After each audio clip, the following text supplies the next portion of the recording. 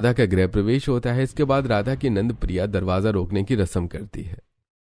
अरे भैया, भाभी को लेकर ऐसे ही चले जाओगे क्या? आज तो किराया लगेगा, मुझे पूरे 50,000 रुपए चाहिए। अरे बदमाश कहीं की, भैया को ऐसे परेशान करते हैं। देख शादी की थकान हो गई है दोनों को, चल चुपचाप से दोनों को अंदर जाने दे।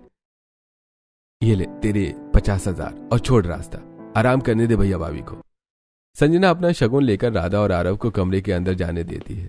इसके बाद सभी लोग अपने अपने कमरे में जाकर आराम करते हैं। अगले दिन सुबह, शादी के बाद शायद आज मेरी पहली रसोई है, मुझे अच्छे से तैयार होकर नीचे जाना चाहिए। राधा बहुत ही हल्की सी साड़ी पहनकर तैयार होकर अपनी पहली रसोई के लिए जल्दी जल्दी नीचे जाती है और उसे देखकर उसकी जेठानी, अरे ये क्या पहनकर आ गई हो तुम? इतनी हल्की सी साड़ी, तुम्हारी शादी पुश्तैनी ससुराल में हुई है, कम से कम अपने ससुराल के हिसाब से तैयार हो जाओ। राधा की जेठानी सोनिया उसे ताना मार रही होती है। तभी पीछे से उसकी सास आ जाती है। मैं बस तुम्हारे कमरे में आ ही रही थी, ये लो हमारी बहू की साड़ी और ये सारे जेवर हैं, तुम्हें ये सब पहन कर आना है। सुमित्रा जी राधा को गहने और जेवर दे रही होती हैं कि तभी पीछे से पद्मिनी जी आ जाती हैं और राधा को देखकर, वास्तव में बहू तो इतने साधारण कपड़े में भी कितनी अच्छी लग रही है, शायद इस बार हमारे परिवार के लिए एक सही बहू आ गई है। सुन राधा बहू, ये जो कंगन तेरी सास तुझे दे रही है, ये हमारे खानदानी कंगन है और परंपरा दर परंपरा हम अपनी बहू को देते आए हैं।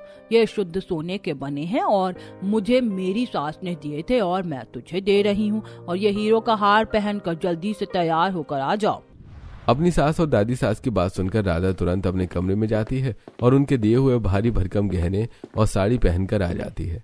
राधा को देखकर पद्मिनी बहुत खुश होती है, लेकिन वो किसी के सामने जाहिर नहीं करती और कहती है, राधा बहू, जा जरा अपने पति आरव को देखो, वो ऑफिस जाने के लिए तैयार हो गया है, उसके कपड़े वगैरह दे दो उसे।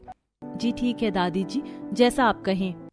इसके बाद पूरे दिन जैसे जैसे पद्मिनी जी और सुमित्रा जी राधा को कहती हैं, राधा वैसे वैसे करती जाती है। और शाम के समय, चलो भाभी, मैं आपको आपका पूरा पुश्तैनी ससुराल घुमाती हूँ। हाँ हाँ घुमा दो, वैसे भी इस गरीब लड़की ने आज तक इतना बड़ा घर देखा ही नहीं होगा, शायद इतना बड़ा तो इसका गांव होगा, है ना राधा? हाँ, पंडित जी भी एक से बढ़कर एक रिश्ते लेकर आते हैं, पता नहीं कैसे गरीब का रिश्ता ले आए हमारे घर में।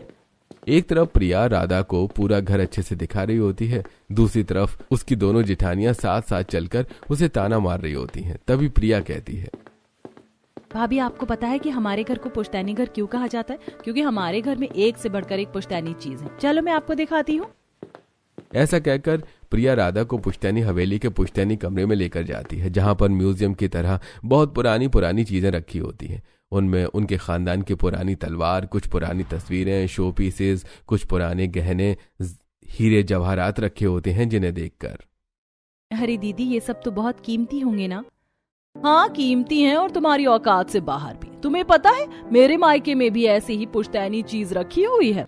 हाँ, और मेरे मायके वाले भी कम थोड़ी ना हैं, तभी तो पंडित जी ने हम खानदानी बेटियों का रिश्ता इस पुश्तैनी खानदान में कराया है।